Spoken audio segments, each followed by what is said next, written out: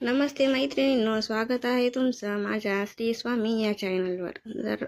आज मी तुम्हाला होळीची कथा आणि महत्त्व सांगणार आहे। तर चॅनलवर जर नवीन असाल तर चॅनलला सबस्क्राईब करायला विसरू नका।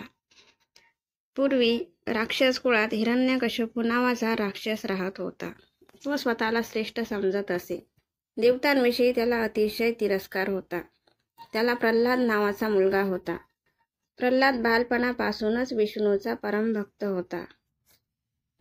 प्रल्हाद दिवस रात्र विष्णूच्या नावाने नामस्मरण करीत असे। नेमके हीच हिरण्यकशिपूला मान्य नव्हते।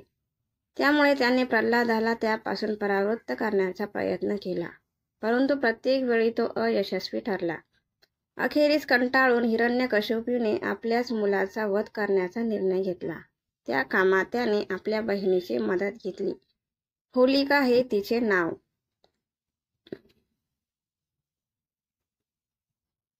ती राक्षसी प्रवृत्तीची आणि क्रूर होती। तिला अग्नीचे भय नव्हते। अग्नीपासून तिला कोणताच त्रास होत नव्हता।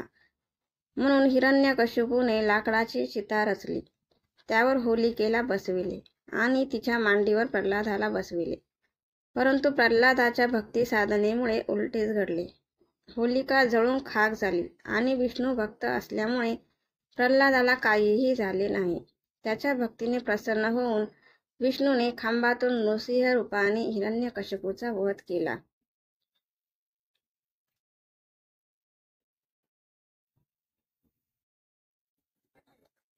थोडक्यात होलिका वाईट प्रवृत्तीची असल्यामुळे तिचा अंतही जळून म्हणजे वाईट पद्धतीने झाला। त्यामुळे वाईट आचार विचारांना तिलांजली देणे आणि मनातील वाईट विचारांना होळीप्रमाणे आगीत जाळून खाक करावी, हाच होळी साजरी करण्यामागचा उद्देश आहे। या दिवशी वाईट गोष्टींचा त्याग करून चांगल्या गोष्टींचा संकल्प करा, जेणेकरून आपले संपूर्ण वर्ष समाधानाचे जाईल। होळीचा जळून अंत झाला। तो दिवस फाल्गुन शुद्ध पौर्णिमा असल्याने दरवर्षी त्या दिवशी होळी उत्सव मोठ्या उत्साहाने साजरा करतात। फाल्गुन शुद्ध पौर्णिमा म्हणजेच होळी पौर्णिमा। होळीचं दुसरं नाव म्हणजे हुताशनी पौर्णिमा। होळी हा सण शहरात तसेच खेड्यापाड्यातून मोठ्या आनंदाने उत्साहाने साजरा केला जातो। होळी आली की होळीसाठी लाकडं, गवऱ्या गोळा करणारी पोरं गल्लीबोळातून गात चोटतात। होळी रे होळी पुरणाची पोळी, किंवा होळीला गवऱ्या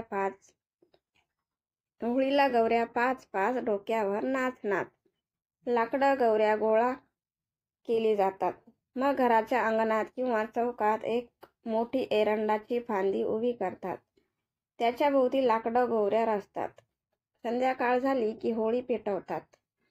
सवाष्णी, मुलं मुली, मोठी माणसं सर्वजण या होळीची पूजा करतात। होळीला पुरणपोळीचा नैवेद्य दाखवतात। जे जुनं आहे, कालबाह्य आहे, अमंगल आहे त्या सर्वांचा जळून नाश करायचा, नव्याने चांगल्याचा उदात्ततेचा स्वीकार करायचा, हाच होळीचा खरा संदेश आहे। होळी आपल्याला त्याग आणि समर्पण शिकवते। या उत्सवाला होलिका दहन किंवा होळी शिमगा, हुताशनी महोत्सव, डोला यात्रा, कामदहन अशा वेगवेगळ्या नावांनी ओळखले जाते।